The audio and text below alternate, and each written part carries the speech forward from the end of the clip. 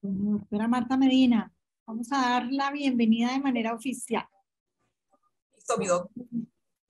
Muy buenas tardes para todos. Reciban una bienvenida en nombre del Colegio Nacional de Bacteriología, en nombre de la Junta Directiva del CNB, en nombre de nuestra presidente, la doctora Marlene Vélez de la Vega, y de todos los presidentes de los colegios regionales. Sean bienvenidos. Es para nosotros muy grato tenerles en esta sala, que esta sala es una construcción colectiva de conocimiento, es construir entre todos. Aquí nadie tiene la última palabra, ¿cierto? Aquí todos estamos en un aprendizaje continuo. Les vamos a pedir, por favor, Andrés, ¿podemos revisar un poquitico? Yo no estoy compartiendo pantalla. Sí, señora, estaba compartiendo Kahoot. Instrucciones. Ah, ok. Gracias, Andrés. Sí, señora.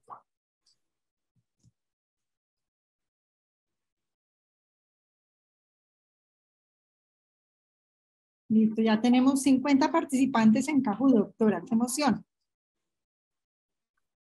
Y hoy vamos a hacer la retroalimentación del primer estándar organización y gestión. Entonces, les decía, bienvenidos todos en nombre del CNB. Mi nombre es Emma Isabel Rodríguez, estoy en el apoyo a la doctora Marta Medina, hago parte de la Junta Directiva. Doctora Marta Medina, bienvenida.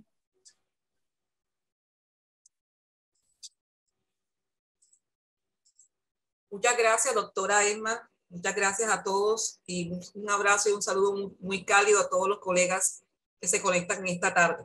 Es un gusto compartir con ustedes toda esta jornada. Bienvenidos.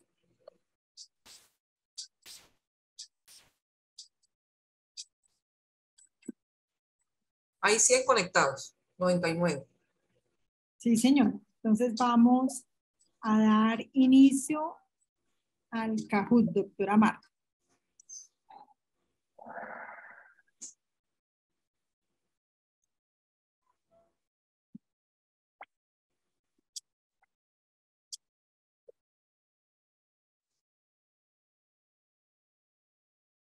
Esta es nuestra primera pregunta de ensayo.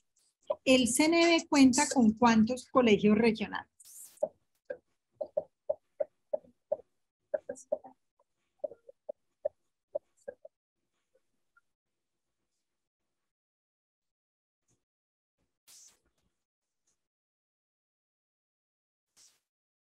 Bueno, tenemos 10 participantes, perdón, 20, 10, 19, 7 y 6, 12, 30, casi 30 participantes.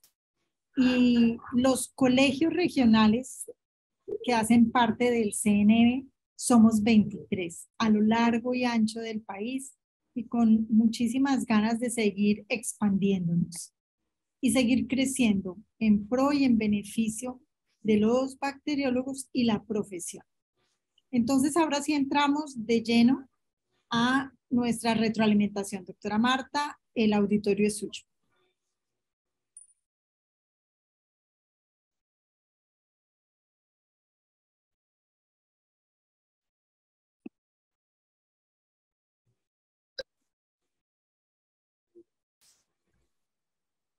Con relación a la acreditación de un laboratorio clínico, este puede. Entonces hay 4 opciones.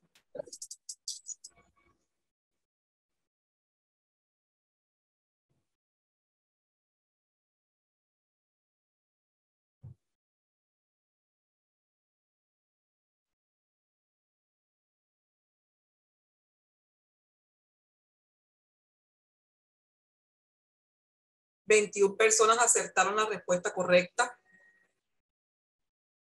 18... No entiendo bien. La respuesta correcta fueron 18 acreditarse con la norma ISO 15189. Esa es la respuesta correcta. De 21 personas dijeron A y C son correctas, o sea que incluyeron certificar sus métodos de ensayo. Recuerden que los métodos de ensayo no se certifican, sino que se acreditan. Muy bien, absolutamente claro. Gracias, doctora Marta. Doctora Andrea Suárez va punteando y Angie 69 la sigue. Los ejes estratégicos de la Red Nacional de Laboratorios.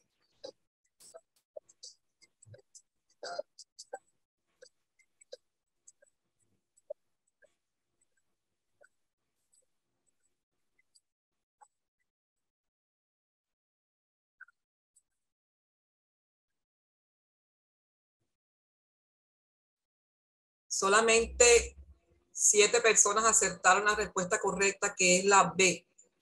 Los 4 ejes estratégicos de la Red Nacional de Laboratorios es la prestación de los servicios de salud, la vigilancia de salud pública, la investigación y la gestión de la calidad.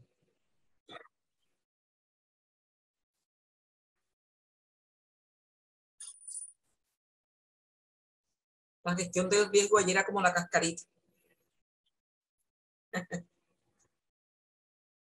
Los laboratorios de salud pública serán responsables de aplicar y hacer seguimiento a los estándares de calidad a los laboratorios de su jurisdicción.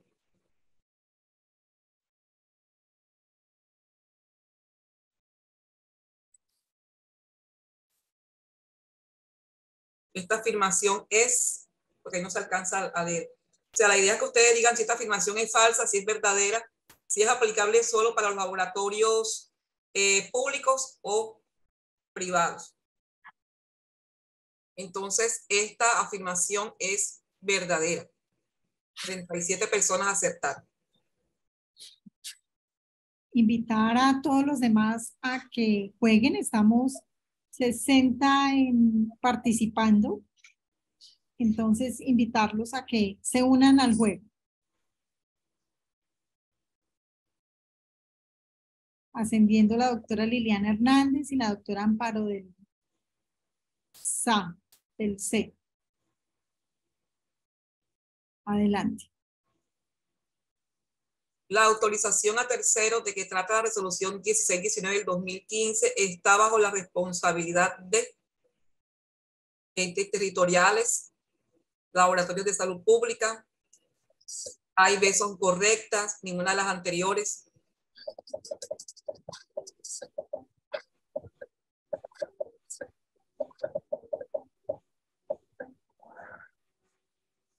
La respuesta correcta es la D, ninguna de las anteriores.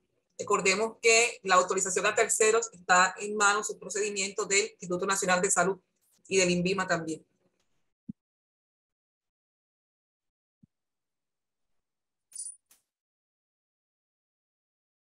Ascendiendo la doctora Amparo y la doctora Andrea Suárez. El estándar de organización y gestión comprende aspectos administrativos y de gestión del funcionamiento y procesos. Garantiza la realización de la actividad correspondiente al quehacer de los laboratorios. A y B son correctas, ninguna de las anteriores.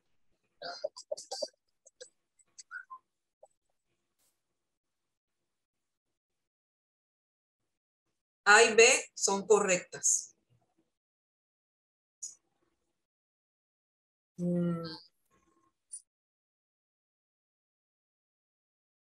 La tabla sigue moviéndose. La doctora Amparo, la doctora Lucy Hernández y la doctora Liliana Hernández.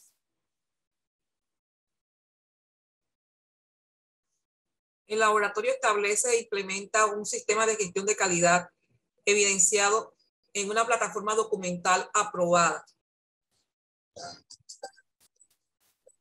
No recuerdo qué más seguía allí porque no me deja leer. Listo. Ya están con 20 respuestas.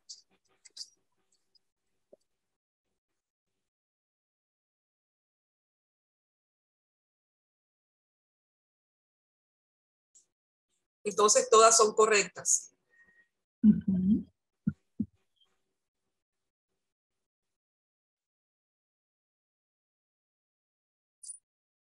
Perdonen el lapsus ahí con la dislexia en los dedos. Adelante la doctora Amparo, la doctora Lucy y la doctora Liliana Hernández. La totalidad del recurso humano del laboratorio conoce, comprende e implementa los procesos, programas, procedimientos.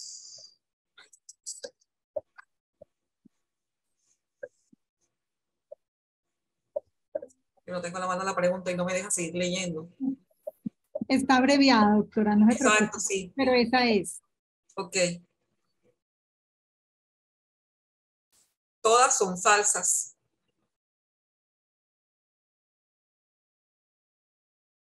Es la respuesta correcta.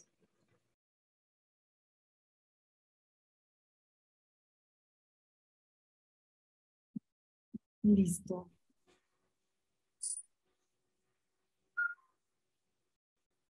Bueno, va la doctora Amparo y la doctora Lucy Hernández y de cerca la doctora Paola Benítez. Ya seguimos con la penúltima. La identificación, documentación e implementación de acciones correctivas y de mejora se evidencian a partir de fuentes como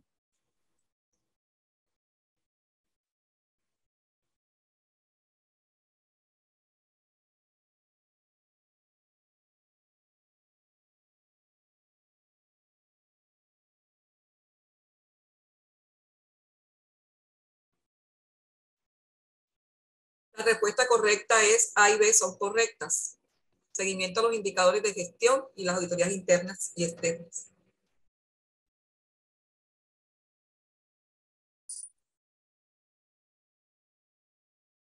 adelante la doctora Amparo, la doctora Lucy y ascendiendo la doctora Paola Benítez. Última pregunta.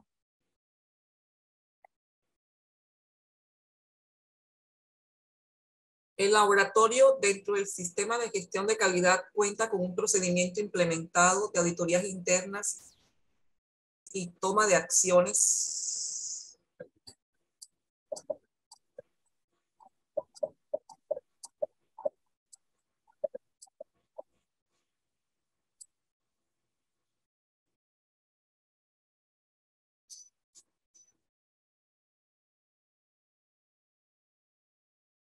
La respuesta correcta es la A. Solamente 7 personas aceptaron. Procedimiento documentado de auditoría y sus respectivos registros.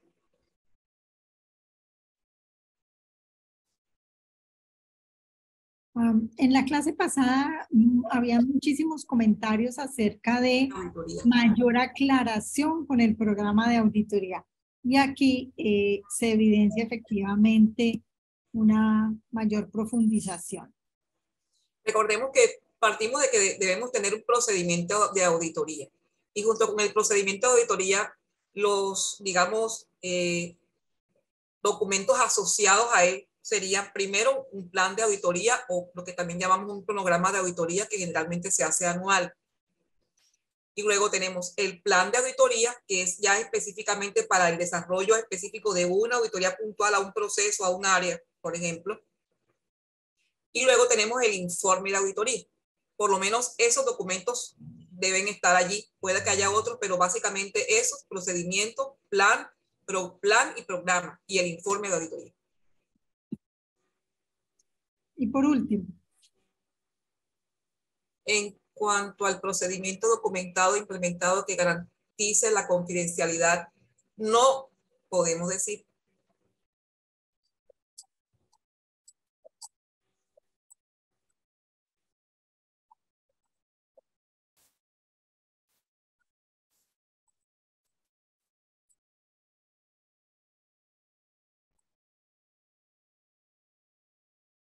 La respuesta correcta es A y B son ciertas, o sea, la C.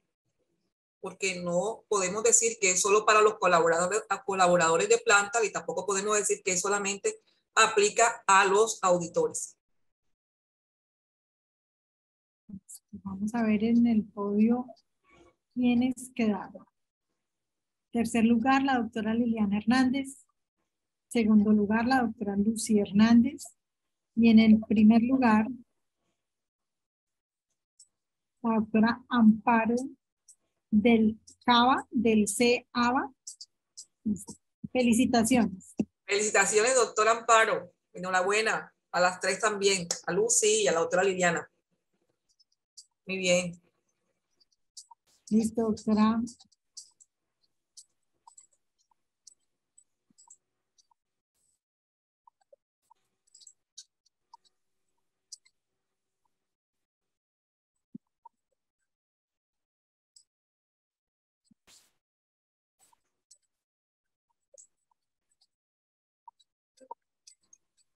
Podemos iniciar, ¿cierto?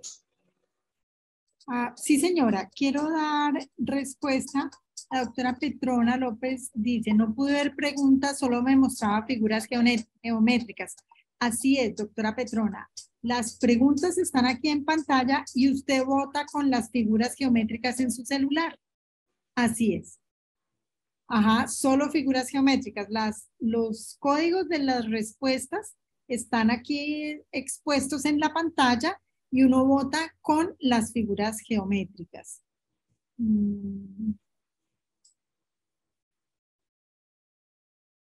Esto hace parte de esta construcción, ¿cierto?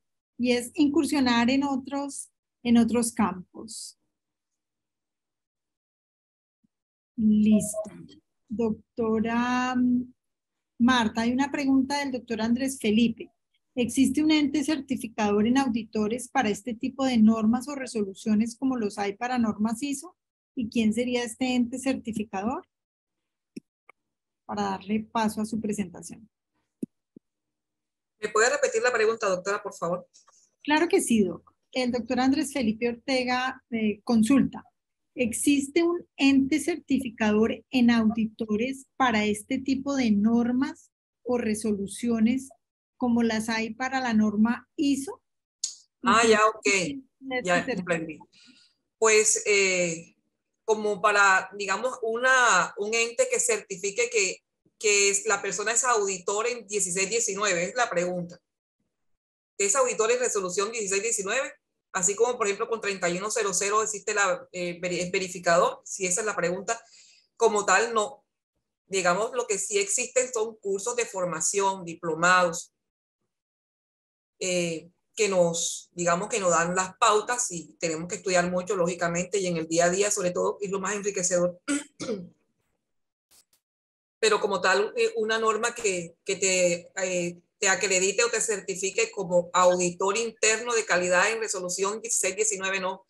Pero recordemos que la 1619 es un compendio de normas como, por ejemplo, la ISO 9001, la ISO 15189 y la ISO IEC 17025. Entonces, digamos que una persona que sabe auditar 1619, muy seguramente es una persona que tiene formación en ISO 17025, en ISO 15189 y en ISO 9001, que son muy importantes porque cuando uno se pone a leer todos los debes de la resolución, de lo que trae la lista de chequeo en la última versión, están relacionados con muchas exigencias que están incluidas en estas normas, están inmersas en estas normas.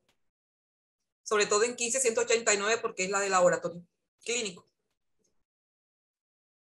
Listo, no hay más preguntas. Doctora Marta, la dejo con el auditorio. Bueno, muy buenas tardes nuevamente a todos, sean bienvenidos. En el día de hoy vamos a continuar con nuestro estándar de organización y gestión. Solo para recordar que el estándar de organización y gestión comprende todos estos aspectos, tanto administrativos como de gestión, que nos van a, digamos, a proyectar ese exitoso funcionamiento del laboratorio como organización, con eficiencia, con calidad y con oportunidad. Habíamos quedado en el criterio 1.7, ya hoy vamos a mirar entonces el criterio 1.8, es un criterio clase B, y nos dice: el laboratorio realiza control documental del archivo físico y magnético preservado de acuerdo a la normatividad vigente y las tablas de retención documental establecidas y aprobadas en la institución. Entonces, aquí se trata de que la institución cuente con unos documentos y archivos de laboratorio que deben estar preservados según la normatividad vigente, en este caso para nuestro país, para Colombia, debemos tener nuestras tablas de retención documental y hay unas normas muy claras que nos aplica cumplir a los laboratorios, a todas las entidades, seamos públicas o sean privadas, deben cumplir con la ley 594, por ejemplo, circulares que están vigentes, el decreto 1080 del 2015, la resolución 0839, todas ellas, digamos, son en normatividad que están directamente relacionadas a cómo es que se debe gestionar todo este control documental en archivo tanto físico como magnético.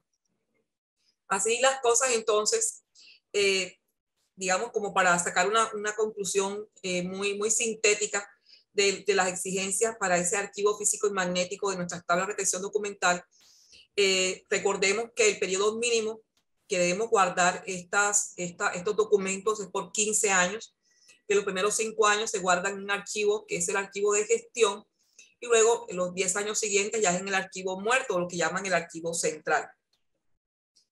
Quise presentarles aquí cómo está estructurada, digamos, jerárquicamente la documentación que manejamos, por ejemplo, en nuestros laboratorios.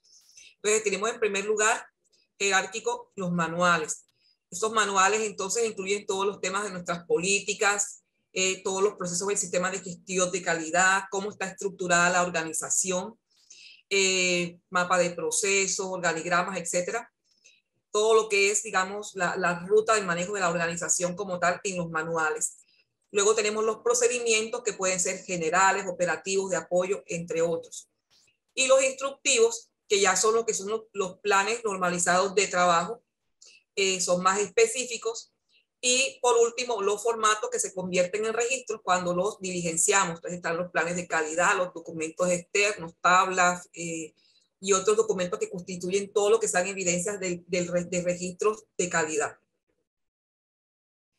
Aquí solamente como manera de ejemplo quise traerles una sencilla tabla de retención documental y realmente ya en las instituciones muchas tienen sistematizado, tienen ya software, toda esta parte de la retención, de la tabla de retención documental lo llevan de manera sistematizada, sus registros documentales. Muy bien.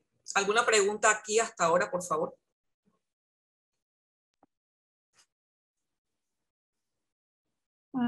Sí, señora. La doctora Adriana Vallejo pregunta, ¿cuál es la mínima formación o cursos que requiere una bacterióloga para asesorar el sistema de gestión de calidad en un laboratorio clínico? Bueno, primero ser bacterióloga. Segundo, si va a asesorar a un laboratorio clínico, tiene que también ser verificadora, tener conocimiento y manejo de la resolución 3100, que es la que está en este momento, la vigente, ¿verdad? Y por supuesto tiene que tener manejo y conocimiento en 1619. Pero yendo más allá entonces, también debe tener formación en 15189 y en ISO 9001, pero por lo menos en 15189. Y después debe ser auditora, ¿no? Así es. No hay más preguntas, doctora Marta. Muy bien. El criterio 1.9, que es clase A, nos dice, el laboratorio evalúa los resultados de su gestión frente a los objetivos y las responsabilidades según su competencia por medio de indicadores y toman acciones frente a los resultados obtenidos. Entonces aquí se trata de que nosotros tengamos implementados nuestros indicadores que digamos van a estar ligados o van a estar articulados con esos objetivos de la organización, objetivos misionales de la organización. Importante es que cada indicador que nosotros implementemos tenga su propia ficha técnica. La ficha técnica puede ser tan robusta o densa como ustedes lo consideren, pero básicamente debe tener el nombre del indicador, el objetivo de la medición, la fórmula, la unidad de medida, el periodo de seguimiento y el periodo de análisis, la meta, la descripción de la meta, la unidad de medida. Hay unas personas que incluyen en la misma ficha técnica su análisis y que allí incluso les arroja algunos los gráficos pues como resultado para hacer, digamos, una forma muy visible cómo es el resultado de ese, cómo va la medición de ese indicador en el tiempo, como para que podamos tomar decisiones. Y como ustedes saben, nosotros los seres humanos, nuestra inteligencia, sobre todo la mayoría de los seres humanos la tenemos, es muy visual, una inteligencia muy visual. Entonces, cuando vemos ese código de barras, por ejemplo, ya uno ve claramente cuál es la tendencia, el indicador, en fin. Es como que es más fácil para hacer el análisis.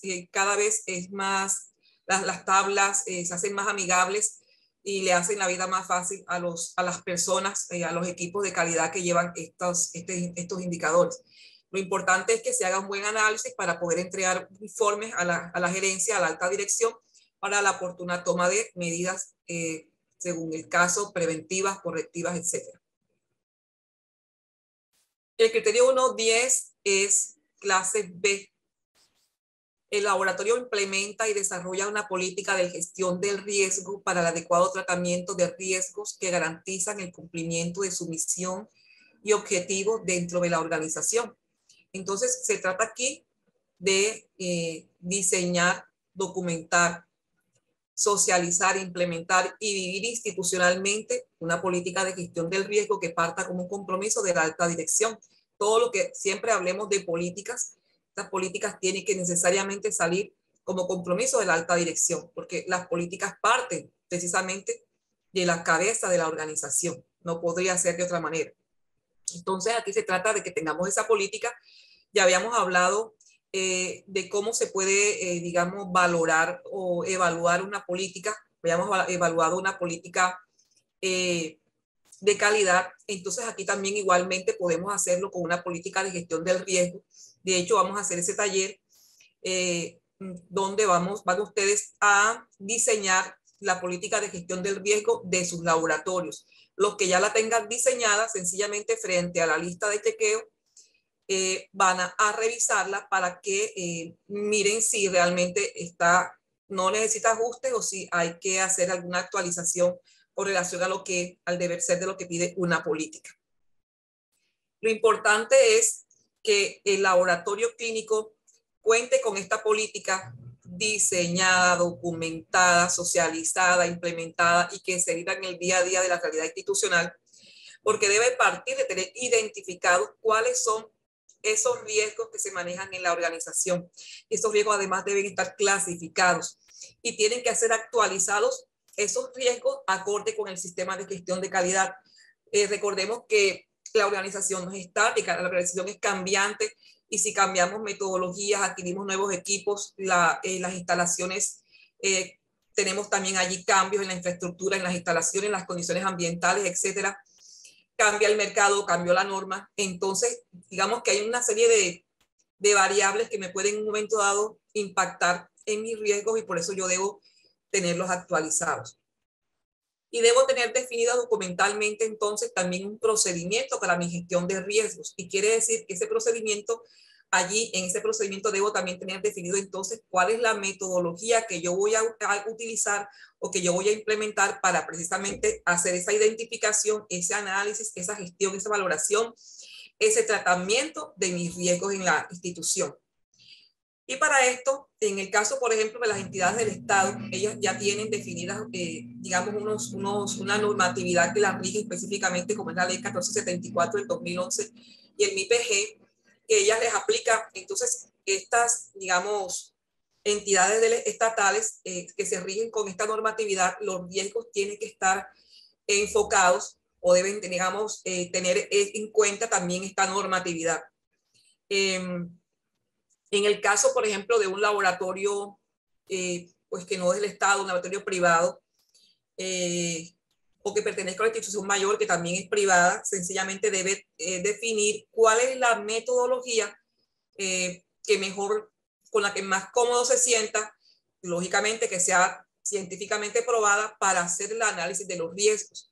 El Ministerio de Salud y Protección Social aconseja, recomienda, más que aconseja, recomienda el uso de la metodología ANFE o análisis del modo de fallo y sus efectos, para la cual vamos a tener un espacio dentro de este curso para aprender, recordar a aquellos que la manejan, practicar a aquellos que ya la manejan y, digamos, conocerla más a fondo, más detalladamente para poder, digamos, implementarla exitosamente en el laboratorio. ¿Alguna pregunta, Doc? No, señora. Bueno, el criterio 1.11 nos dice, también este criterio es tipo A. Dice, el laboratorio planifica y hace seguimiento a los procesos contractuales para garantizar, ¿qué debe garantizar? Talento humano, dotación y mantenimiento de equipos, capacitaciones, transporte de muestras especializados, reactivos, materiales de referencia, gestión de residuos e insumos suficientes para la realización de las actividades requeridas en sus actividades misionales. Quiere decir entonces que el laboratorio debe contar con toda una planeación anual de todos estos requerimientos que me está pidiendo el criterio, desde cómo voy a planear mi talento humano, desde cómo voy a planear esa dotación y el mantenimiento de mis equipos, teniendo en cuenta mi histórico, ¿verdad? Teniendo en cuenta digamos, mis actividades, cómo voy a planificar yo mis acciones de formación continua para mi talento humano, el transporte, un contrato, un convenio con una empresa que esté certificada como transporte especializado, contar con esos reactivos, con todos esos insumos, materiales de referencia, controles de calidad. Por supuesto, la gestión de mis residuos, ese proveedor para el manejo de mis residuos, para que haga esa disposición final de mis residuos y esa caracterización igual que también debo tenerla contratada para el agua residual. Entonces, miren todo lo que me piden. Aquí solamente, digamos, aquí podríamos haber más detallado más, pero en términos generales y básicamente esto es lo que hay que cumplir en este criterio, en el 1.11. A veces me preguntan por el tema del transporte especializado de muestras. Entonces, es que no podemos llevar nuestras muestras ya con señor Pedro en un taxi o en un bus que sale de un municipio a otro.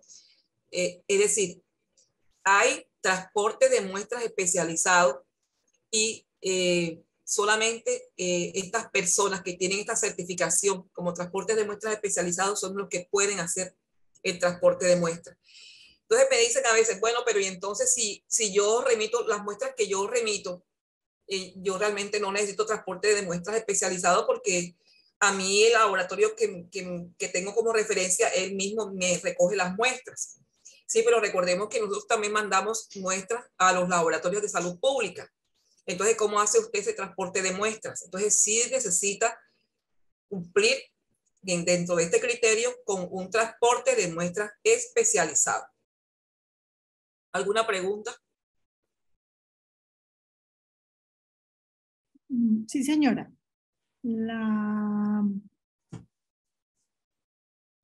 La doctora Elsa Barbosa pregunta, ¿qué hacemos los que estamos en lugares remotos y no hay este tipo de transporte? ¿Cuál sería la opción? No tengo respuesta, doctora. Necesariamente tenemos que buscar la manera de cumplir porque esto es lo que nos pide la normatividad, ¿verdad? No hay manera, o sea, me la pone así de difícil, yo no le tengo la solución realmente. La doctora Miriam Luz Rojas pregunta, si las muestras están en embalaje adecuado, ¿se requiere también un transporte especializado? Claro, es que las muestras tienen que, partamos de que la muestra está bien embalada, eso ya partamos de allí. Pero además de eso, la persona, la empresa que realiza el transporte de esas muestras, tiene que ser un servicio de transporte especializado de muestras. Así lo pide la normatividad en este criterio. La doctora Lubdi Londoño refiere, en municipios distantes en los que no existe ese transporte y hasta el hospital envía las muestras hasta en ambulancia, ¿cómo lo evaluaría si fuera a hacer una auditoría de habilitación? Si fuera a hacer una auditoría de habilitación y yo fuera la auditora y veo que en una ambulancia transportan las muestras, igual yo le pondría que no cumple. Porque una ambulancia tiene otra finalidad muy diferente que transportar muestras. Entonces no es el deber ser. La doctora Marta Milena pregunta, ¿qué tipo de certificado o cumplimiento debe tener la empresa que transporta las muestras? Hay algo que se llama la IATA. Entonces, digamos que estas personas o estas empresas están capacitados no solamente en temas de, digamos, de conocimiento como tal, sino cómo actuar en caso de, están, digamos, muy capacitados en todo el tema de bioseguridad, todo esto. Así que son transportes especializados y así nos lo exige el criterio. Gracias, doctor. La doctora Marilén Mosquera. Si no se cuenta con contrato de transporte de muestras especializadas, entonces no podemos recibir muestras de vigilancia en salud pública. No podemos recibir o no podemos enviar. Si es un laboratorio clínico, va a enviar muestras de vigilancia a su laboratorio de salud pública. ¿Cierto? No sé si la pregunta es esa. De hecho, claro que las puede mandar y debe mandarlas. Pero cuando usted lo vayan a auditar, le van a pedir que tenga para eso un transporte especializado de muestras. Los mensajeros, el doctor Álvaro Pombo, los mensajeros que realizan este traslado deben tener certificado por una entidad o con una constancia de capacitación interna. ¿Este proceso está bien? No, tiene que ser un transporte de muestras especializado. No basta con que le hayan hecho un entrenamiento in situ o en la institución, lo hayan formado, no. Tiene que tener digamos, una formación.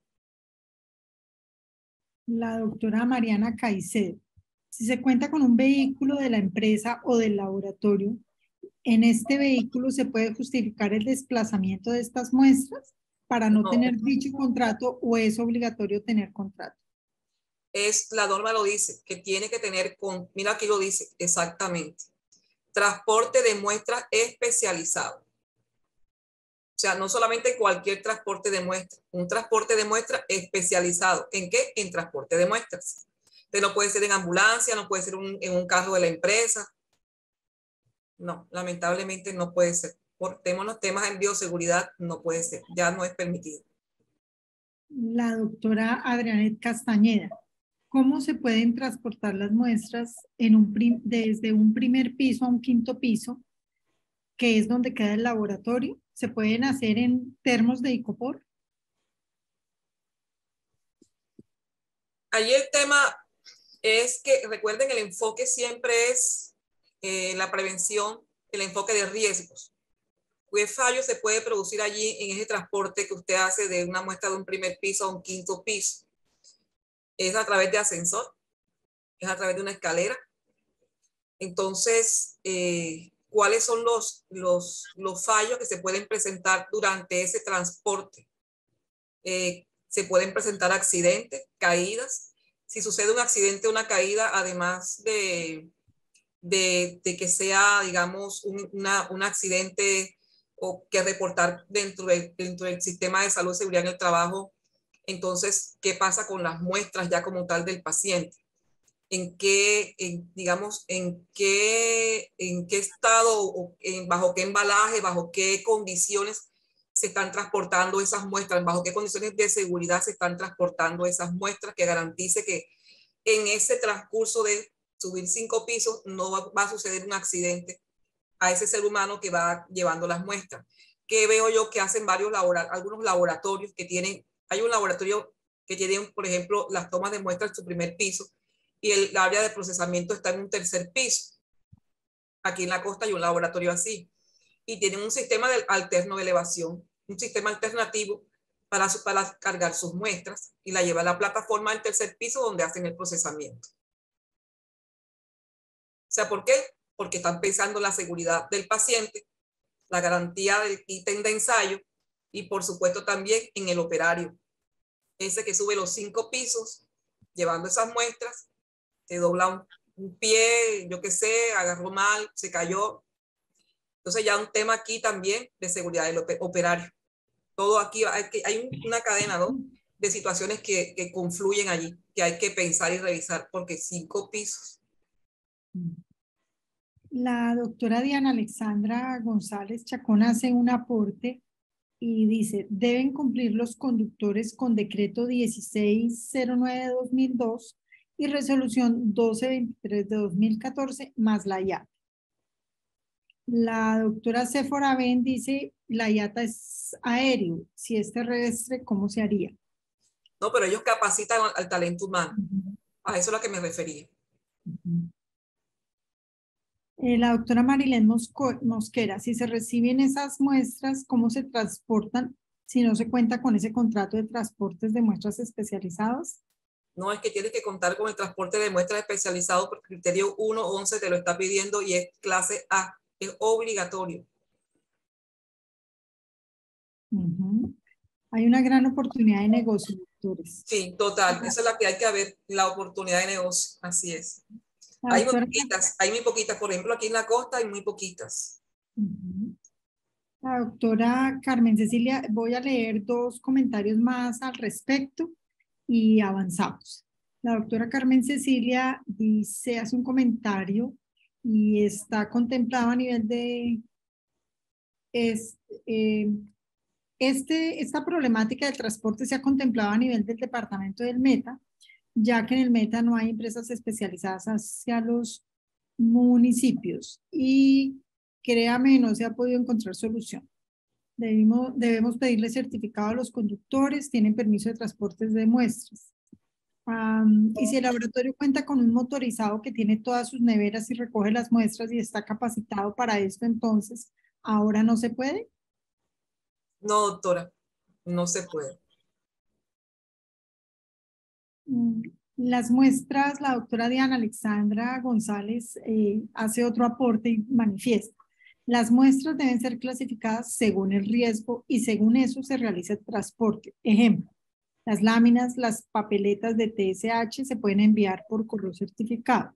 Muestras con riesgo ya requieren transporte especializado. La doctora Blanca Osorio dice, ¿tenemos algún listado de MinSalud, INVIMA o no sé qué ente de las empresas autorizadas para este servicio? Es decir, si hubiese algún listado de empresas permitidas o autorizadas. Debe haber un listado. Aquí en la costa creo que solamente hay una empresa que está haciendo una o dos. Están haciendo, tiene sedes, ¿no? En diferentes ciudades de la costa. En el interior desconozco, no sé. Pero sí, como dice la doctora Emma, es una oportunidad de negocio. Había una pregunta para pasar a otro tema sobre la caracterización de las aguas, la doctora Claudia Yamil. No sé si estoy equivocada, pero la caracterización de aguas residuales es para los que vierten en afluentes como ríos. No, doctora, usted debe caracterizar sus aguas residuales porque la norma se lo pide, es una obligatoriedad y para esto debe contratar con un laboratorio de ambiente que esté certificado.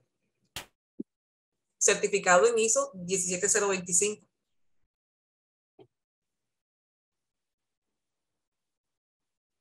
La doctora Rubí Gisela, ¿cuáles son los requisitos de transporte de muestras especializadas?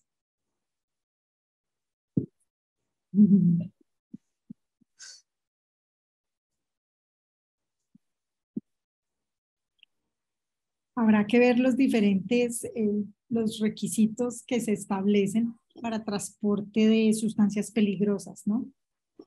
Infecciosas. Doctora Marta, no hay más preguntas. Listo.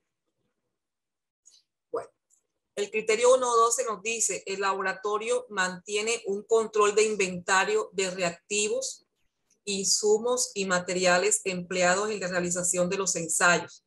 O sea, aquí este procedimiento, primero que todo, debe estar documentado, porque muchas veces tenemos nuestros inventarios, pero no tenemos como tal un procedimiento documentado.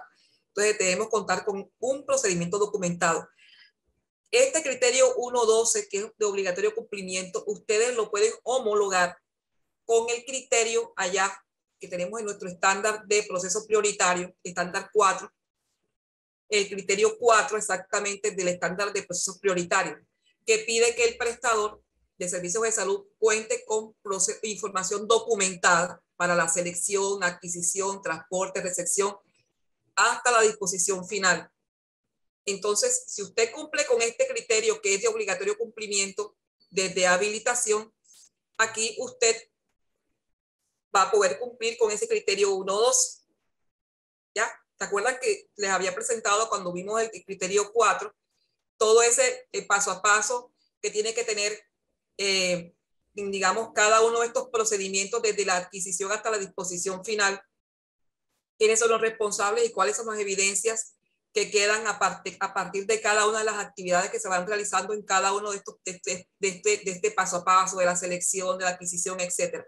Y recuerden que esta es el acta de recepción técnica que también les habíamos presentado en esa ocasión, que también les sirve perfectamente aquí para este tema. Entonces, así pudiéramos darle cumplimiento a este criterio 1, 2. Luego viene el criterio 1.13, que es clase B, y nos dice: el laboratorio participa en la evaluación técnica que se realiza para la compra de insumos, reactivos, materiales, servicios y equipos necesarios para su funcionamiento. Entonces, aquí se trata es que verdaderamente uno podamos evidenciar en la auditoría, sobre todo en los casos en los que el laboratorio pertenece a una institución mayor, porque cuando es un laboratorio clínico, una IPS sola de laboratorio clínico, pues es como sencillo saber que el criterio pues es completamente un criterio técnico de bacteriólogo, ¿verdad? Generalmente. Pero cuando el laboratorio pertenece a una institución mayor, muchas veces sucede que el coordinador o la persona encargada de hacer los pedidos hace sus pedidos muy bien y muy juiciosamente, en cantidades, en presentación, en marcas, y pues teniendo en cuenta toda la metodología, cómo trabaja en el laboratorio, y de pronto allá la persona de compras o la parte administrativa decide traerle cosas o insumos muy diferentes a los que ella estaba solicitando. Entonces no se tiene en cuenta el criterio técnico allí del bacteriólogo, que es el que conoce, ¿verdad?, las metódicas que maneja en él y cuáles son, digamos, las ventajas de uno y de los otros. Así que es importante durante la visita que el auditor pueda evidenciar justamente que sí se tiene en cuenta ese criterio técnico del bacteriólogo, del coordinador o de la persona que tiene a sus veces esta responsabilidad, pues que tiene bajo su cargo esta responsabilidad. Esto se puede evidenciar a través de los pedidos, que uno le puede pedir los pedidos, entonces tengan a la mano esos pedidos, que lo pueden hacer en medio físico, medio por correo electrónico, esas evidencias que uno ve el pedido y después contrasta con la entrega y mira si realmente los pedidos están acordes con lo solicitado, está de acuerdo también con lo entregado, ¿no? Si se respetó ese criterio técnico del bacteriólogo, es lo que se quiere mirar en esa parte.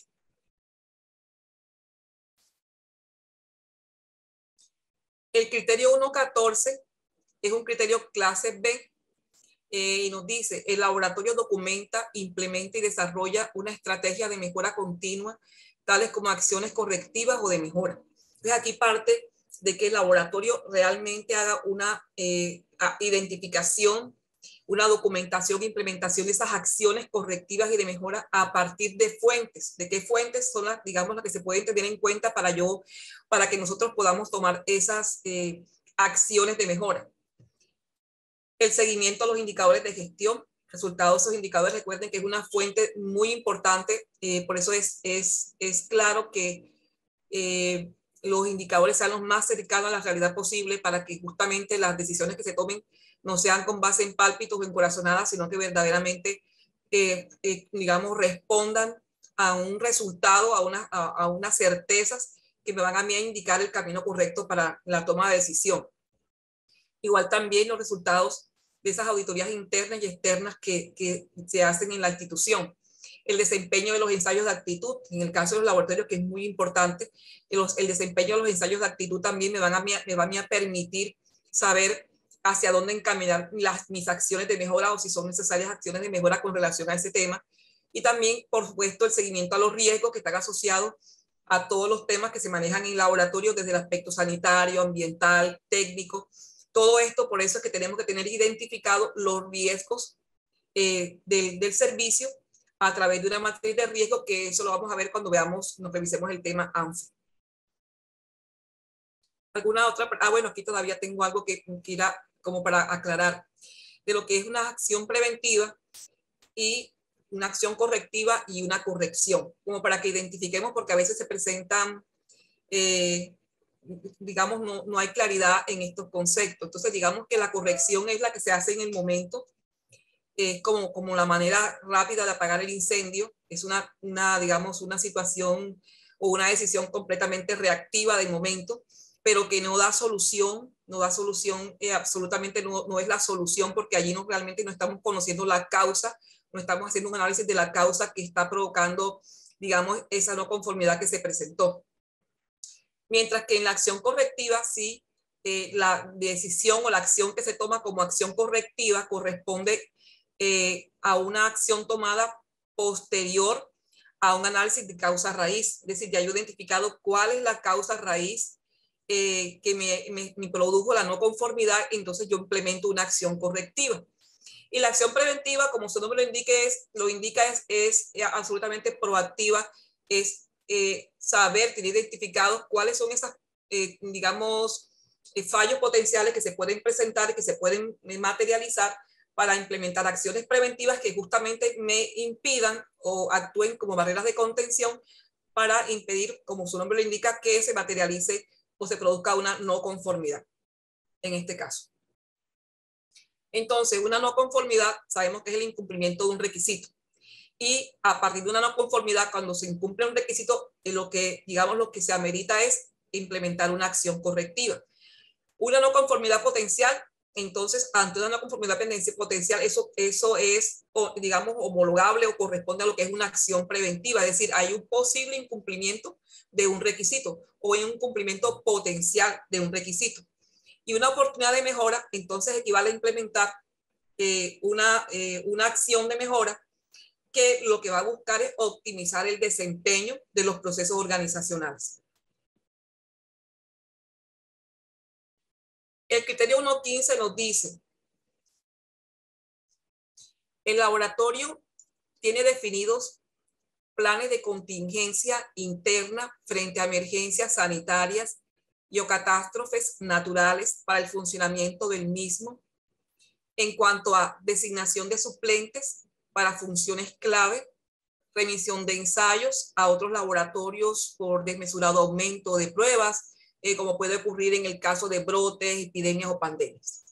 Entonces, aquí se trata de que contemos con estos planes de contingencia que deben estar documentados, primero diseñados, documentados, implementados, socializados, conocidos, y más que conocidos, tienen que haber adherencia a todos esos planes de contingencia, porque digamos que en estos momentos de verdad, nada rutinario es donde se sabe si realmente estamos preparados, ¿verdad?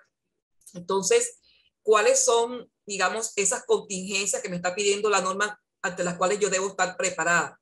Entonces, debo estar preparada ante un inusitado aumento de muestras, de pruebas, por ejemplo, ante una catástrofe natural o ante un fallo en el talento humano, o por aumento desmesurado de pruebas, por ejemplo. Entonces, ante cada una de estas contingencias, yo debo especificar cuáles son las posibles causas o las causas a que se pueden deber, a que se pueden presentar y cuáles, digamos, son las claves que yo tengo que tener en cuenta para activar ese plan de contingencia que yo debo tener planificado. Y es aquí importante que yo tenga un flujograma. O sea, el plan de contingencia debe contar con un flujograma. Recordemos que si estamos viviendo un momento de emergencia, yo necesito algo rápido, algo que me muestre, que me facilite o me recuerde lo que ya yo sé, pero muy gráfico, muy visual, a través de un flujograma para saber cómo actuar, cómo se activa ese plan de contingencia. Por supuesto, tengo que tenerlo descrito en un procedimiento que debe ser muy conocido, muy socializado y que, mejor dicho, tiene que, como decía ahorita, tiene que haber adherencia por parte del talento humano a ese procedimiento. Tiene que haberse definido unas responsabilidades para cada una de estas contingencias particulares y, por supuesto, precisar cómo se van a articular los actores que están involucrados, todo el tema de involucrar el talento humano involucrado en cada una de estas posibles contingencias que se puedan presentar. Aquí entonces es importante que dentro de la organización podamos tener definido un equipo de planificación para las contingencias. Entonces, lo primero es, fíjense, parte siempre de un análisis de riesgo, pero el análisis de riesgo no es solo. Primero tengo que identificar los riesgos para luego entrar a analizar esos riesgos, para poder definir cuáles, frente a qué yo voy a trabajar, cuáles son las contingencias que puedo tener en mi organización. Entonces, fíjense, identifico los riesgos, los analizo. Y cuando ya los analizo me di cuenta que salió un listadote. Entonces yo digo, no, yo tengo que priorizar. ¿Y cómo priorizar? ¿Con base en qué yo voy a priorizar? Es decir, ¿cuáles son los riesgos que yo tengo que entrar a planificar?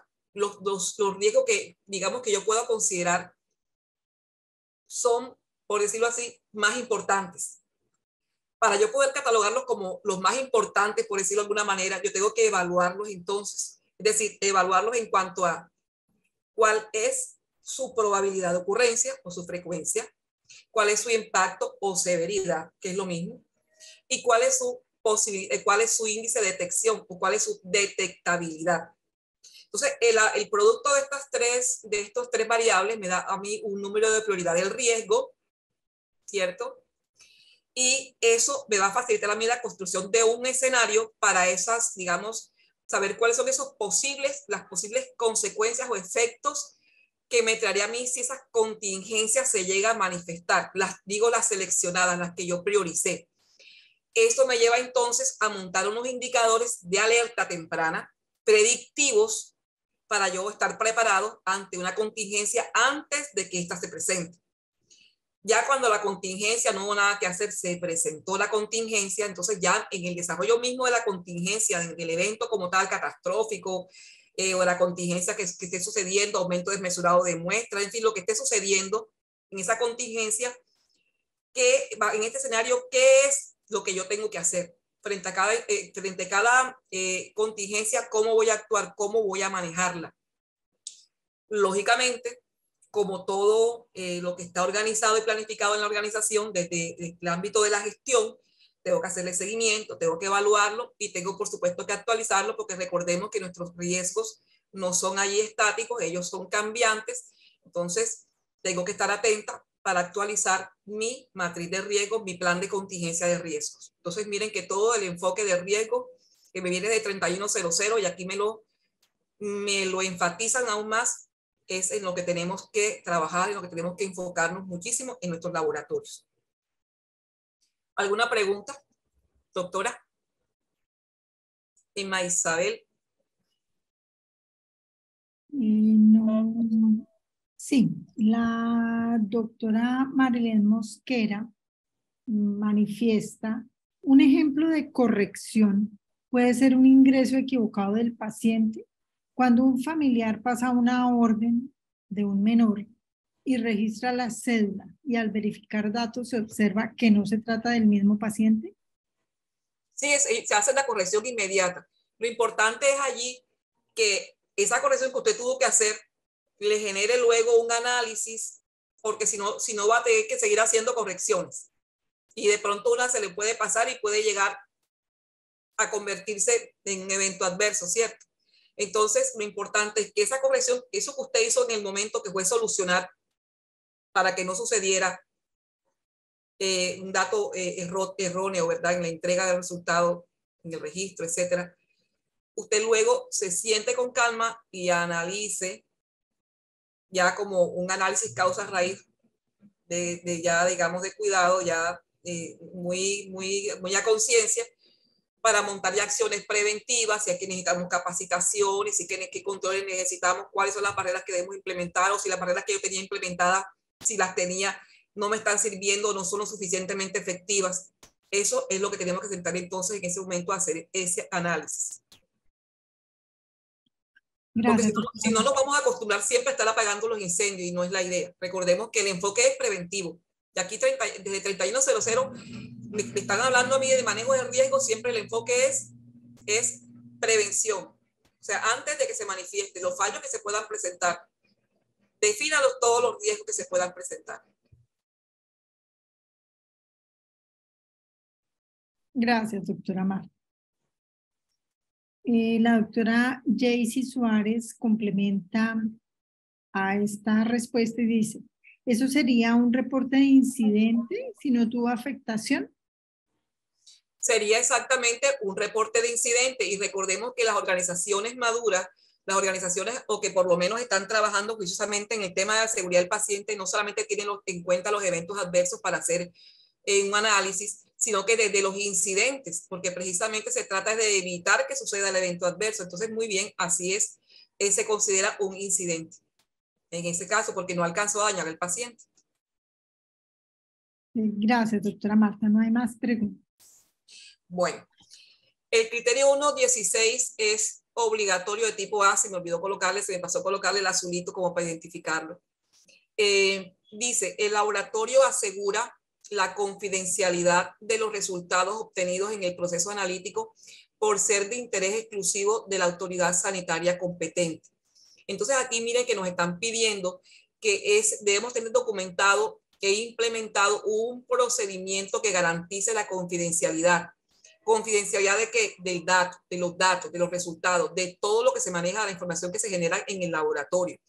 Y nos dicen que esta confidencialidad no es como a veces se piensa, que es solamente para el cliente interno, que es para el colaborador, que se debe comprometer con la confidencialidad, sino que también tiene que tener alcance al personal externo. ¿Personal externo como cuál? Los proveedores que nos visitan, el que llega a calibrarnos la máquina, el que llega a hacernos el mantenimiento, por mencionar algunos casos. Incluso está también los entes de control, que también es personal externo. De hecho, la norma nos dice que las autoridades reglamentarias nos pueden, digamos, solicitar información. Pero recordemos que aunque sean autoridad competente y que puedan pedir información, ya sean en una auditoría, etcétera, igual nosotros como prestadores tenemos la obligación de someter también a confidencialidad todo lo que manejan esas personas como auditores que llegan, entes de control, de PS, etcétera, a nuestra institución.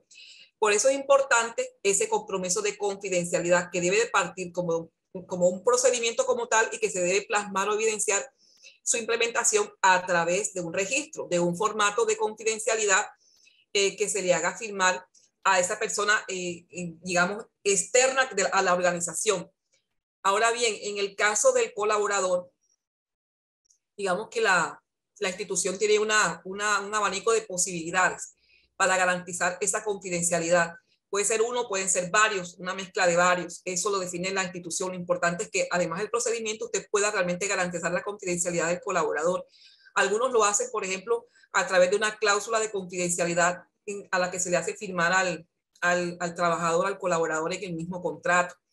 Otros lo ponen a firmar como tal un acta de confidencialidad o un compromiso de confidencialidad. Digamos que eso es potestativo de cómo lo decida hacer la organización, pero lo importante es que pueda evidenciarse ese compromiso de confidencialidad que vaya más allá como tal de un documento, sino que realmente se tenga implementado y se evidencie esa confidencialidad, ese compromiso de confidencialidad en este criterio 1.16, que es lo que nos está pidiendo.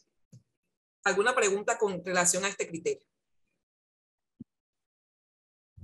No, señora. Ok, la doctora Mayra Contreras González pregunta.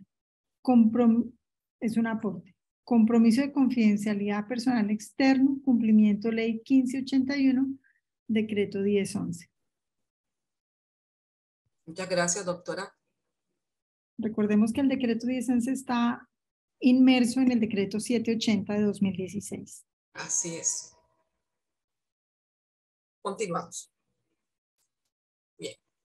El criterio 1.17, que es tipo A, de obligatorio cumplimiento, me dice: el laboratorio realiza aseguramiento de la calidad para todas las pruebas que realiza trazabilidad metrológica. Entonces aquí se trata de que en el laboratorio se pueda garantizar esa trazabilidad de las mediciones que se realizan.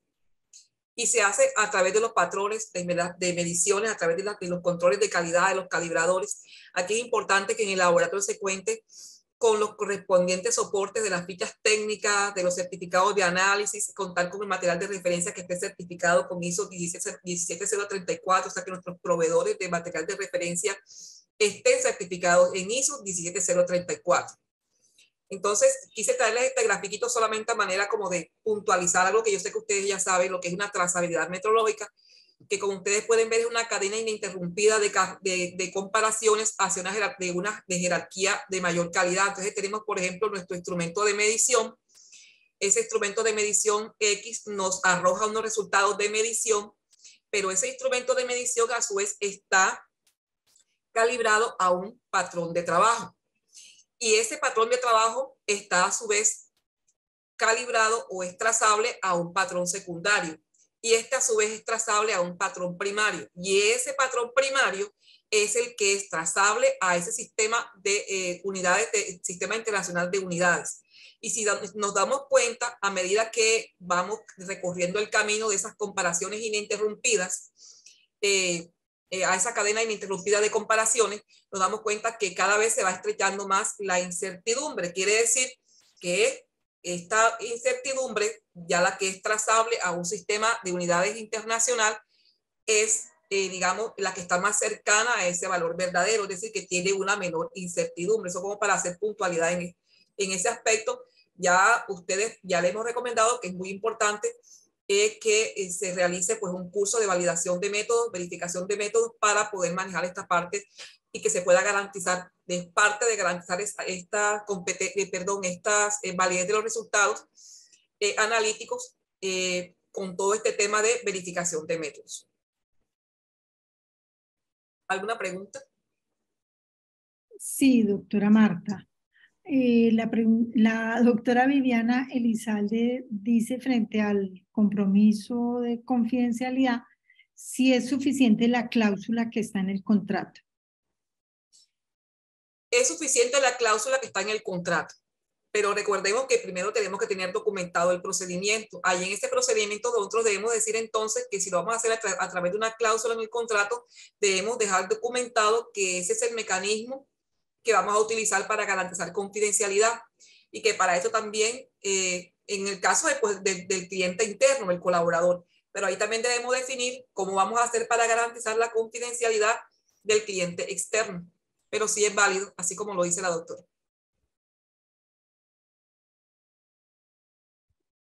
La doctora Ruby Gisela dice, ¿el documento de confidencialidad aplicaría también la ley de tratamiento de datos o solo hacer alusión en la resolución? En una auditoría externa, ¿cómo se haría firmar? Sí, hay personas que lo tienen, hacen uno solo o tienen el tratamiento de datos aparte. Eso es potestativo de la organización del laboratorio. Puedes hacer un documento donde manejes la parte del tema de confidencialidad y a la vez también el tema de seguridad de la información. Es su decisión ya como del laboratorio poder hacer esa, digamos, ese punto de encuentro, esa articulación como tal. No hay más preguntas, doctora Marta. Bueno, el criterio no 18 nos dice, el laboratorio realiza aseguramiento a la calidad para todas las pruebas que realiza aseguramiento del método. Entonces dice, esquemas de control de calidad para asegurar la validez de los resultados, controles de kit, material de referencia de tercera opinión, muestras caracterizadas, implementación de cartas control. Entonces, a través de estas cartas control, a través de, digamos, de estos controles de kit, de material de referencia y de tercera opinión y muestras caracterizadas, vamos a poder garantizar ese aseguramiento del método. Entonces el laboratorio tiene que controlar todos estos datos de medición que se arrojan y lo importante aquí es que existan esas fichas técnicas, que se cuente con esas fichas técnicas y esos certificados de los reactivos que se emplean en el laboratorio. Aquí les quise traer como un ejemplo de una ficha técnica de un reactivo, digamos, esta está en blanco, pero para que vean de pronto cómo es es la ficha técnica de los reactivos que ustedes manejan. Debe venir así. Trae una primera parte, la identificación de la sustancia química como tal, la identifica, cuáles son las características físicas de ese producto, las indicaciones del peligro y los consejos de prudencia y cuáles serían los primeros auxilios en caso de un accidente. ¿Alguna pregunta con relación a este criterio? Sobre el criterio 1.17, la doctora Viviana Elizalde manifiesta que no es claro para ella cuál sería la evidencia de cumplimiento. La evidencia de cumplimiento es contar, garantizar la trazabilidad meteorológica. Tiene que tener un plan meteorológico. A partir de tener un plan meteorológico, eso lo vamos a ver más adelante cuando veamos dotación, vamos a verlo un poquito más detallado. Pero en esto lo que nos pide es que tú tengas en la institución un plan meteorológico de todas las intervenciones que le haces a tus equipos biomédicos, desde el mantenimiento, de la calibración, lo que requieren calificación, cada cuánto lo vas a hacer, cómo lo vas a hacer, el proveedor que lo vas a hacer, si el que te hace la calibración es el mismo que te hace el mantenimiento, que no debería, los puntos de intervención meteorológica, es decir, los puntos en que vas a requerir el rango, el punto de calibración según tu metódica, según tu metodología para determinados equipos, por ejemplo. O sea, todas esas intervenciones deben quedar registradas en ese plan meteorológico de los equipos biomédicos. Y eso tienes que implementarlo, o sea, llevarlo a feliz término, de manera exitosa, porque es una de las formas que tú puedas garantizar la trazabilidad de tus resultados, la validez de tus resultados, a través de esa trazabilidad metodológica, en donde tú compruebes con esos patrones que tú manejas, que tu trabajo en el laboratorio, trabajando a partir de una máquina que tienes calibrada con un patrón primario, y esta a su vez va a estar, digamos, tú tienes un proveedor que a su vez está que tiene, que te hace la calibración a ti, por ejemplo, es un proveedor que está certificado con ISO 17034, entonces te garantiza que tu resultado, digamos, el producto que te vende es trazable y puede digamos, tener resultados satisfactorios, trazables a un patrón que sucesivamente va a irse acercando en esa cadena interrumpida hasta llegar. Recordemos que aquí en Colombia es el Instituto Nacional de Meteorología y que a su vez él es trazable con el buró, ¿verdad? Entonces, eso es lo que busca esa cadena ininterrumpida de comparaciones que tú haces, y puedes hacerlas, por ejemplo, esas comparaciones que tú haces, recordemos que hay diferentes tipos de comparaciones que tú puedes hacer en el laboratorio, interlaboratorio, ensayos de aptitud, en muestras ciegas, en fin. Eso es lo que toca estudiar, validación de métodos. Doctora Marta, digamos que me dicen, en el laboratorio clínico estamos acostumbrados a tener la hoja de vida de los equipos, los certificados de calibración, más allá, ¿qué se requeriría para tener esa trazabilidad metrológica? Tener el soporte de las fichas técnicas de tus reactivos, de todos tus materiales de referencia, de todos tus patrones, de todos tus patrones de medición, y que ese ente con el que tú realizas la calibración esté acreditado con ISO 17034. Hay una pregunta de la doctora Adriana Vallejo, si la ficha técnica es la misma ficha de seguridad. Sí, es la misma ficha de seguridad. El doctor Álvaro Pombo pregunta, ¿es obligatorio el control de tercera opinión? Si cuento con un software de control de calidad, ¿es necesaria la implementación de cartas de control o con el software cumplimos? Las cartas de control también se pueden sistematizar, pero sí tienes que cumplir con cartas de control, porque más adelante ahorita vas a ver que te las pide. Tienes que tener cartas de control. La doctora Lucy Hernández, ¿se debe hacer análisis al certificado de calibración? ¿Pedir el certificado de los patrones trazables? Así es, porque es lo que te va a garantizar a ti realmente saber si el equipo está calibrado en los puntos que tú requieres la calibración según los métodos de ensayo. A veces no tenemos claro eso, y entonces muchas veces el proveedor no nos explica, el ingeniero no nos explica, y eso es importante, tener esa claridad. La doctora Adriana Vallejo, ¿conoce software diseñados para implementar sistemas de gestión de calidad de manera integral? Sí, sí los hay. Espectaculares, sí, señora. Listo, no hay más preguntas, doctora Marta. Bueno, criterio 1.19, que también es clase A, de obligatorio cumplimiento nos dice, el laboratorio realiza aseguramiento de la calidad para todas las pruebas que realiza, aseguramiento del método. Entonces aquí lo que nos está pidiendo claramente es que tengamos nuestras técnicas analíticas validadas, así como nos vienen de casa matriz, pero además también estandarizadas, es decir, normalizadas y verificadas. Es decir, que bajo nuestras propias condiciones podamos hacer reproducibles esos resultados. Ya habíamos visto la diferencia que hay entre verificación y validación. No sé si hay alguna pregunta con relación a esto. No, hay una pregunta con respecto a ficha de seguridad. La doctora Zulma García manifiesta, la ficha de seguridad es diferente de la ficha técnica. La ficha de seguridad debe cumplir con el sistema globalmente armonizado. Gracias, doctora Zulma. Con los pictogramas, pero aunque aquí también en la ficha de reactivo también debo tener el pictograma de seguridad. Pero sí, parece que no es la misma. Ok, muchas gracias. La doctora Mariana Caicedo pregunta si se puede ampliar un poquitico el tema con respecto a cartas de control, que no está tan claro para ella.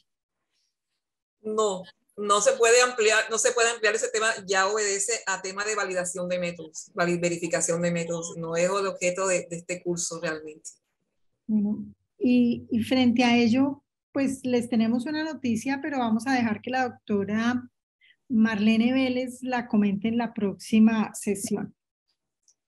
Adelante, doctora Marta. Gracias, doctor. Muy bien. El criterio 1.20, que es clase A, dice, el laboratorio realiza aseguramiento de la calidad para todas las pruebas que realiza control de datos. Entonces aquí es donde la doctora me preguntaba si podía unificar el tema de confidencialidad con el control de datos. Entonces nos dice, custodia de datos, transferencia de datos, quien verifica datos lo hace contra datos primarios, las conclusiones o interpretaciones que sean adecuadas, las verificaciones aleatorias de los cálculos, las definiciones de los números de cifras significativas para los resultados, los equipos que arrojan datos que estén controlados, las hojas de cálculo que sean protegidas y verificadas manualmente, y que si se controla el acceso al área y lineamientos para el diligenciamiento y la legibilidad de estos registros. Entonces, partimos como en los otros criterios también nos están pidiendo aquí, primero que todo, un procedimiento que garantice la protección de esa data, ¿verdad? Entonces, data que sea impresa, que sea electrónica o telefónica, porque si hay algunas instituciones que a veces también incluyen información telefónica, en algunos casos, ¿verdad? Entonces, debe incluir este procedimiento de incluir la manera como se va a custodiar esa información y cómo se va a hacer la transferencia de esos datos. Y que dice que es importante, aquí es muy importante que se puedan disponer unos mecanismos que garanticen ese control de la información que se genera de los informes de resultados. Entonces, aquí se trata de contar, digamos, con un mecanismo que permita ese control de esa generación de esos informes. Muchas instituciones, muchos laboratorios tienen una sistemática para la obtención y el cálculo de resultados, lo tienen sistematizado, la transferencia y verificación de datos y la verificación y control de las hojas de cálculo. Ya lo hacen de manera muy práctica porque tienen software, lo tienen totalmente sistematizado. El criterio 1.21 nos dice, el laboratorio realiza aseguramiento de la calidad para todas las pruebas que realiza evaluación del desempeño. Entonces, se trata de que el laboratorio participe en esas, digamos, evaluaciones del desempeño, evaluaciones externas del desempeño. Y aquí lo importante es que el laboratorio pueda documentar ese análisis de la participación de esas evaluaciones en el desempeño y que aunque los resultados sean satisfactorios, miren, me dice que yo tengo que hacer un análisis, yo debo hacer un análisis y digamos, toma de acciones con respecto a las desviaciones que se presenten, así sea que los resultados hayan sido satisfactorios. Entonces, ahí se presentó un caso, por ejemplo, en un laboratorio, en X prueba, no voy a decir el nombre, pero ellos obtuvieron, era 100%. El resultado que debían alcanzar y alcanzaron el 90%. Realmente estaba catalogado como satisfactorio. Pero no quiere decir que el hecho de que resulte satisfactorio no amerite que también se tomen acciones de medida o acciones de mejora, que es lo que quiere decir allí. Entonces, les exigieron a ese laboratorio en una auditoría que documentara esas acciones de mejora para esos resultados de ese ensayo de aptitud que habían obtenido. Entonces, para que lo tengamos siempre muy en cuenta. Para que recordemos lo que es un ensayo de aptitud, entonces es un mismo ensayo interlaboratorio, pero que está, digamos, organizado por un ente que es quien hace esas comparaciones y que está a su vez acreditado con la norma ISO 17043. Entonces allí es donde realmente vamos a poder demostrar esa competencia técnica y poder validar el proceso de medición de un laboratorio para comparar sus resultados con los resultados de un laboratorio de referencia y otros laboratorios participantes, pero quien lo hace es un organismo que está acreditado bajo ISO 17043. Aquí quise traerles pues, para que recordáramos la diferencia que hay entre un ensayo interlaboratorio, una comparación interlaboratorio y un ensayo de aptitud, ¿verdad? Es lo mismo, ambos son interlaboratorios, solo que en el ensayo de aptitud ya implica la participación de ese que lo organiza y que está acreditado bajo la norma ISO 17043. El criterio 1.22, que también es clase A, obligatorio cumplimiento, nos dice, el laboratorio cuenta con un procedimiento que defina el contenido y responsabilidades para la generación, emisión y aprobación y entrega de los informes o reportes de resultados, así como las directrices para la protección de los resultados emitidos de manera directa, impresa o indirecta, vía electrónica o vía telefónica. Entonces, igual aquí también toca que tengamos un procedimiento documentado, estandarizado para la comunicación de esos resultados, donde vamos a definir en ese paso a paso cuáles son esos canales de comunicación para la transmisión, es decir, como quien dice, la autoridad, quién tiene la capacidad, quién está autorizado para comunicar, para transmitir. O sea que hay que definir unas responsabilidades para generar los datos, para emitirlos, quién no aprueba, quién entrega informes o resultados, quién está, digamos, facultados o autorizados para modificar resultados. Cuando aquí hablamos de modificación de resultados, estamos hablando de que ya el resultado fue entregado y a veces, porque así, eso es lo que nos dice la norma, lo que nos está pidiendo allí es que en el caso que un resultado haya sido ya entregado, ya haya sido liberado, sería la expresión correcta, y nos damos cuenta de un fallo, de un error, hay alguien que tiene que estar autorizado en el laboratorio para hacer esa modificación y de qué manera lo van a hacer, porque aquí ya pues va a salir a la luz que hubo un error, pero todo eso tiene que estar concebido dentro de este procedimiento. Igual la manera como se va, digamos, a proteger esos resultados y que van a ser suministrados por vía telefónica en el caso de que la organización, digamos, haya acordado, haya definido que esta es una vía válida, el informe telefónico en algún caso es particular. Igual también por vía electrónica, todo eso tiene que estar documentado y lo importante aquí es que siempre les digo, así como lo tengan documentado, lo deben hacer y háganlo como lo tengan escrito, o sea que siempre la coherencia entre lo que se tenga documentado con lo que se haga en la realidad institucional. Y creo que hasta aquí llegamos, este es el último criterio de estándar de organización y gestión. Doctora Marta, hay varias preguntas y comentarios que antes de pasar, pues me parece interesante que los evacuemos.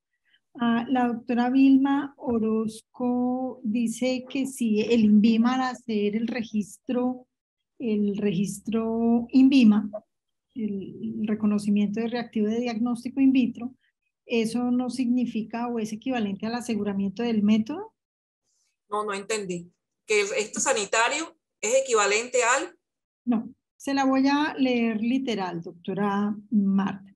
El aseguramiento del método lo da el INVIMA.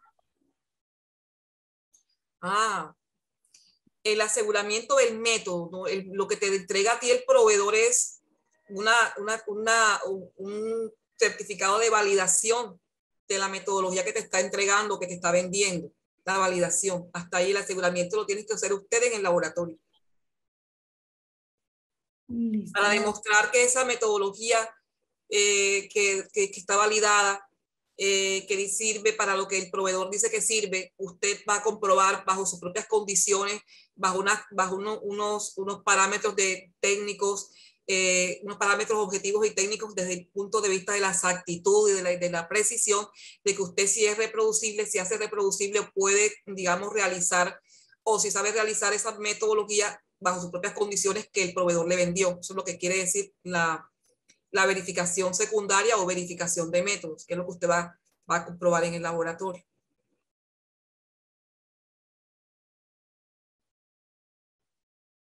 Gracias, doctora Marta. La doctora Gloria Liced hace un aporte frente a que las hojas de seguridad responden a la NTC 4435 y cuentan con 16 secciones y que son diferentes a las fichas técnicas para tenerlo en cuenta. Mil gracias, doctora Gloria Liced. Muy amable, muy formal. La doctora María Arenas dice, me permito hacer un aporte. Si usted contrató laboratorios de calibración acreditados, no necesita solicitarle certificados de acreditación de los patrones. Dicha información viene declarada en el apartado de trazabilidad del certificado emitido por el laboratorio contratado. Claro, así es. En misma ficha técnica viene, dice que está acreditado con la norma ISO 17034, así es. La doctora Clara Omaira Niño dice, hay pacientes que utilizan los resultados vía WhatsApp. ¿Esto se puede si está autorizado? Sí, doctora, como usted lo dice, sí está autorizado. Si usted lo tiene documentado que así lo hace en tu procedimiento y así lo hace, como lo tiene documentado, eso es válido, claro que sí.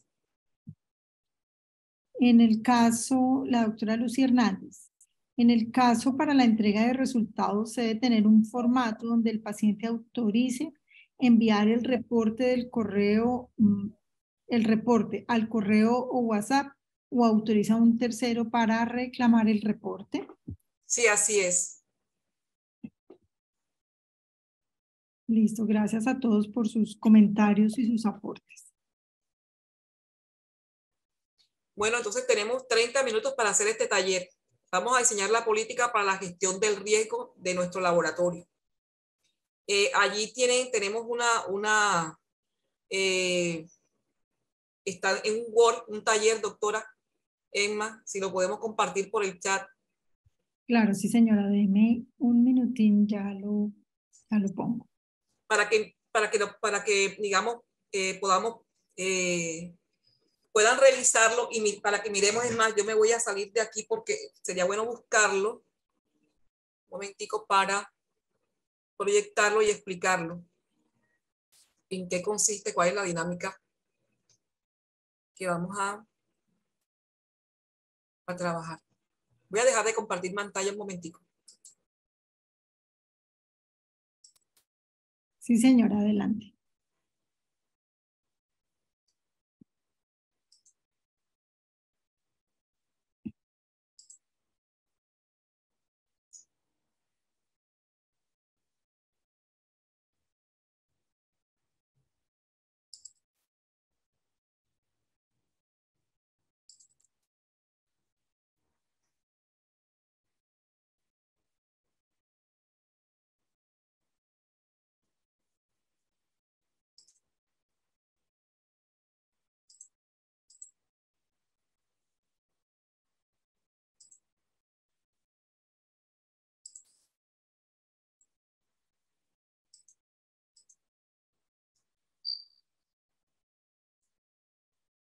Creo que estamos viendo la pantalla, ¿cierto? Dice taller estándar de organización y gestión. Objetivo, diseñar la política para la gestión del riesgo en el laboratorio clínico. Diseña la política para la gestión del riesgo en tu laboratorio teniendo en cuenta las recomendaciones vistas en clase. Aquí les recuerdo cuáles fueron esas recomendaciones que vimos. Primero, el aspecto a revisar, que es si es específica para el laboratorio y expresa la prioridad que significa para la organización el compromiso con la gestión de riesgos, el alcance sobre todas las sedes, en caso de que la institución tenga varias sedes, y de todos sus colaboradores, independientemente de la forma de vinculación, que sea concisa, si es clara, que tenga fecha y que esté firmada por el representante legal de la organización, que esté socializada a todos los niveles de la organización, que sea accesible a todos los colaboradores y demás partes interesadas, que sea revisada y actualizada mínimo una vez al año cuando se requiera, y que sea susceptible de traducirse en objetivos y esto finalmente en acciones, que esté basada en elementos estratégicos como la definición de la misión y los valores de la institución y que incluya como objetivo incluir la normatividad nacional vigente aplicable para el tema, en este caso, de gestión de riesgos. Entonces, esto es lo que van ustedes a realizar en estos minuticos que nos quedan.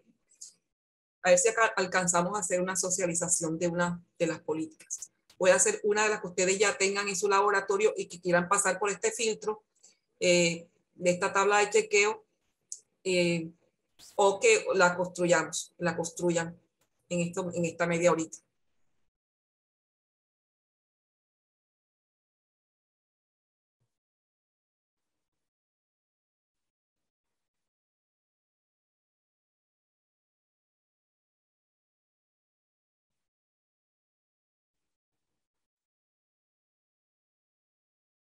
Perdónenme, tenía mi micrófono apagado. Les decía que está en una clase, en una carpetica de la clase anterior. Ya se los comparto por acá.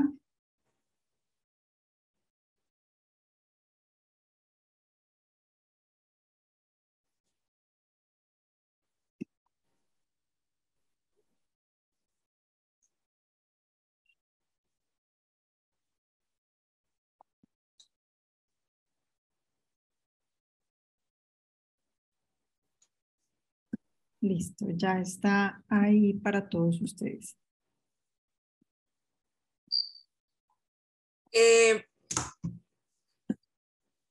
Digamos que hay algo que quiero como aclararles, porque me dejó pensando el tema de WhatsApp.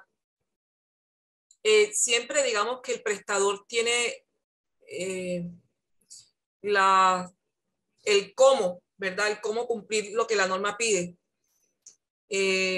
Y entonces él puede definir que incluso se use vía telefónica, como habíamos dicho, pero para esto ahí tiene que tener un procedimiento que garantice,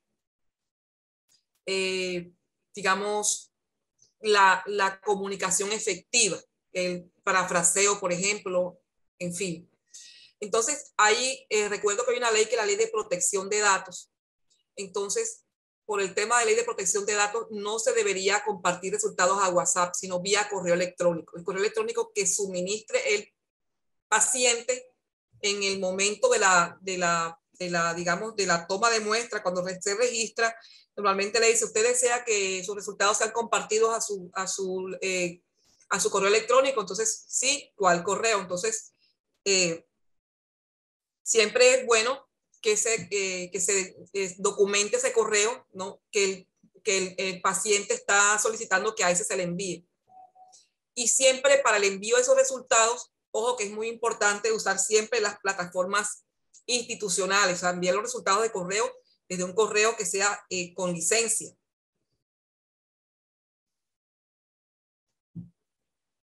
Entonces, para que tengamos eso muy en cuenta.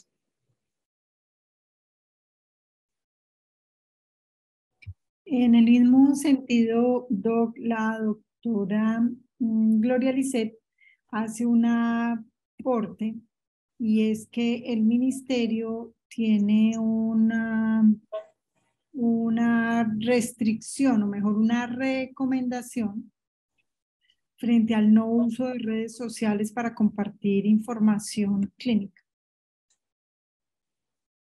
Muchas gracias, doctora Gloria Lisset.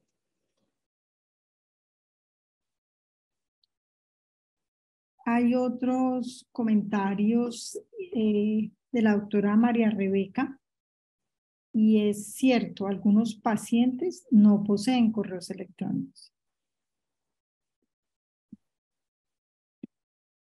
Entonces hay que buscar alternativas, eso frente a otras alternativas de comunicación para el informe a los pacientes.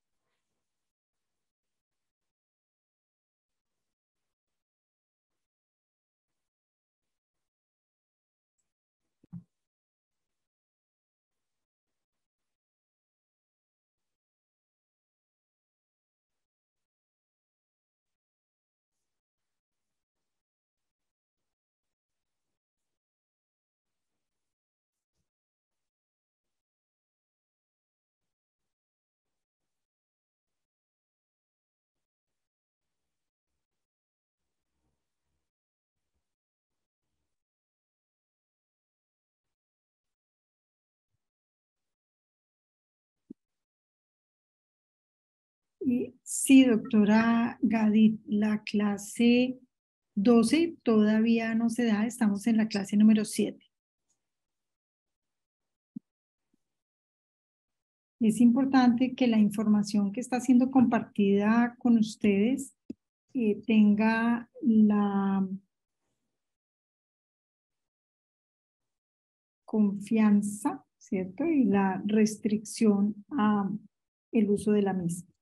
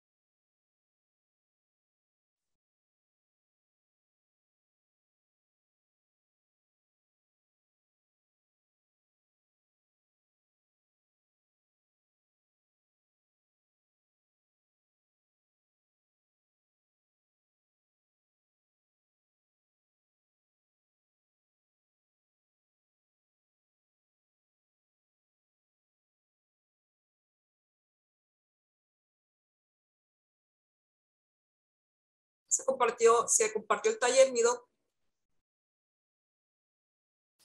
Sí, señora, y todos tienen acceso a la información del Drive. Súper. Y el taller está en la clase número, ay, perdónenme, en la clase número 7.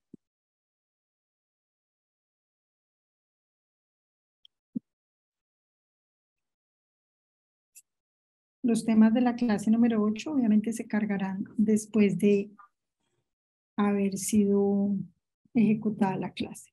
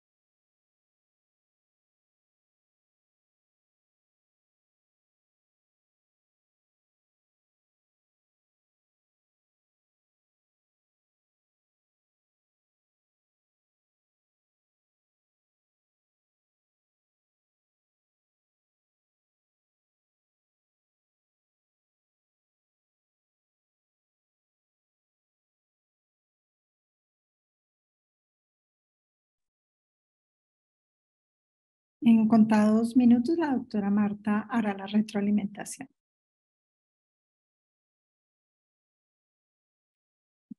Bueno, que quisiera saber cómo nos fue con el taller. ¿Hay alguna colega que quisiera compartirnos su ejercicio, por favor? En estos 10 minuticos que nos quedan, nos puedan compartir su ejercicio. Yo dejo de compartir pantalla para que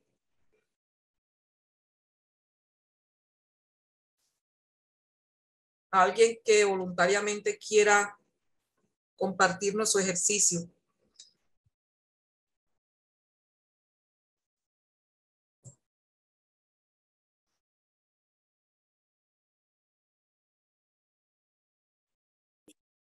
La doctora Lucy Hernández Mejía compartió su ejercicio en el chat, doctora. Ya lo pegué en mensaje directo. Sí, ya lo estoy leyendo. La doctora Lucy Hernández Mejía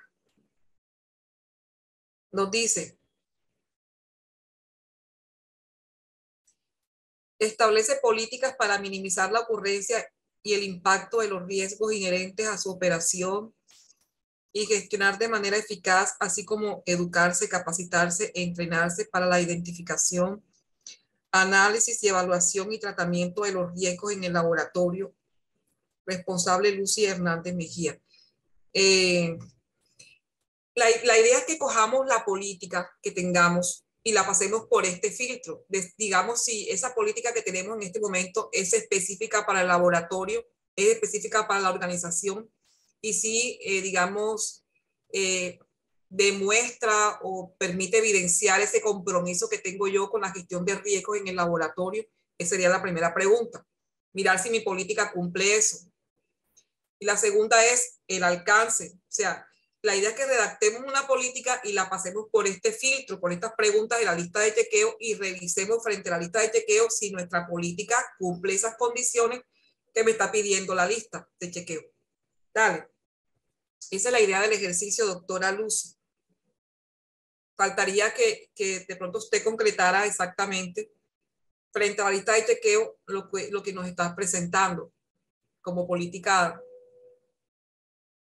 Aquí tiene Servilá del SINU IPS, dice: Servilá del SINU IPS se compromete con la adecuada administración y gestión integral del riesgo, adoptando mecanismos y acciones necesarias que permitan la identificación, análisis, valoración y tratamiento y seguimiento de los riesgos administrativos y asistenciales de toda... Ay,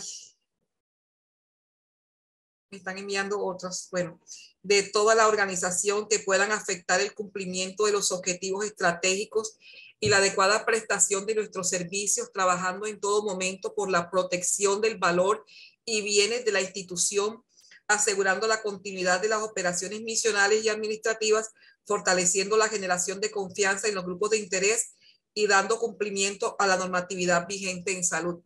Entonces tendríamos que revisar primero si es específica para, en este caso, Servilá del SINU IPS. Esta política que ustedes tienen aquí, digamos, bastante densa, pero que al parecer está reuniendo todos los requisitos, porque mire, bueno, aquí aunque no veo el alcance, no veo que no estamos incluyendo a los trabajadores. Mire que en ninguna parte estamos incluyendo a los colaboradores en el cumplimiento de la política.